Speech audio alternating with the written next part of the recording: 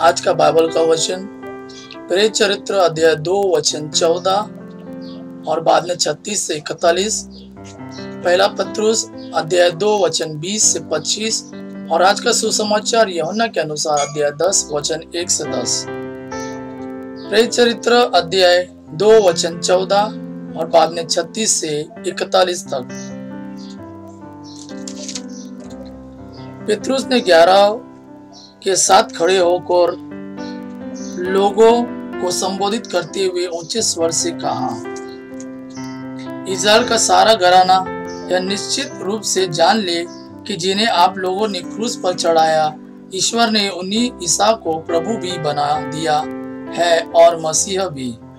यह सुनकर वे मर्माहत हो गए और उन्होंने पतरस तथा अन्य प्रेरितों से कहा, भाइयों, हमें क्या करना चाहिए?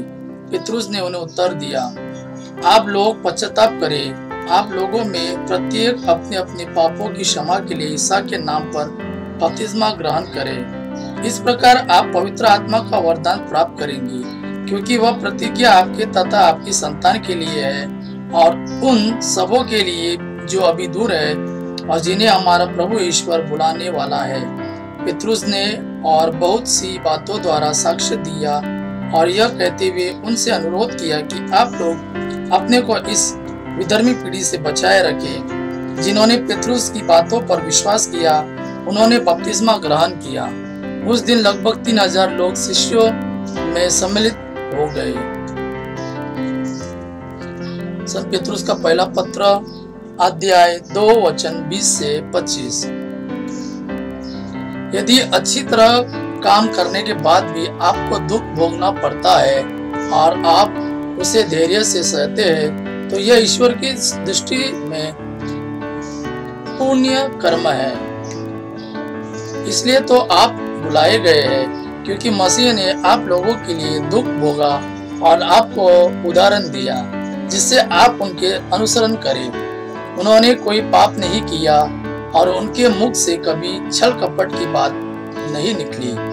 जब उन्हें गाली दी गई तो उन्होंने उत्तर में गाली नहीं दी, और जब उन्हें सताया गया तो उन्होंने धमकी नहीं दी। उन्होंने अपने को उस पर छोड़ दिया जो न्यायपूर्वक विचार करता है। वह अपने शरीर में हमारे पापों को क्रूस के काट पर ले गए, जिससे हम पाप के लिए मृत्यु होकर धार्मिकता के लिए जीने लगे। आप उनके घावों द्वारा भले चंगे हो गए हैं। आप लोग भेड़ों की तरह भटक गए थे, किंतु अब आप अपनी आत्माओं के चरवाहे तथा रक्षक के पास लौट आए हैं। आज का सुसमाचार यूहन्ना के अनुसार अध्याय 10 वचन 1 से 10। मैं तुम लोगों से यह कहता हूँ, जो फाटक से भेड़शाला में प्रवेश नहीं करता बल्कि दूसरे रास्ते से चढ़कर आता है, वह चोर और डाकू है। जो फाटक से प्रवेश करता है वही भेड़ों का गडरिया है और उसके लिए दरवान फाटक खोल देता है। भेड़ें उसकी आवाज पहचानती है। वह नाम ले लेकर अपनी भेड़ों को बुलाता और बाहर ले जाता है। अपनी भेड़ों को बाहर निकाल लेने के बाद वह उनके आगे आगे चलता है और वे उसके पीछे पीछे आती है, क्योंकि वे उसकी आवाज पहचानती है। वे अपरिचित के पीछे पीछे नहीं चलेंगी बल्कि उससे भाग जाएगी, क्योंकि वे अपरिचितों की आवाज नहीं पहचानती। ईसा ने उन्हें यह दृष्टांत सुनाया, किंतु वे नहीं समझे कि वे उनसे क्या कह रहे हैं। ईसा ने फिर उनसे कहा, मैं तुम लोगों से यह कहता हूँ, भेड़शाला का द्वार मैं हूँ। जो मुझसे पहले आए वे सब चोर और डाकू है, किंतु भेड़ों ने उनकी नहीं सुनी। मैं ही द्वार हूँ। यदि कोई मुझसे होकर प्रवेश करेगा तो उसे मुक्ति प्राप्त होगी। वह भीतर बाहर आया जाया करेगा और उसे चरागाह मिलेगा। चोर केवल चुराने, मारने और नष्ट करने आता है। मैं इसलिए आया हूँ कि वे जीवन प्राप्त करें, बल्कि परिपूर्ण जीवन प्राप्त करें। चोर केवल चुराने, मारने और नष्ट करने आता है।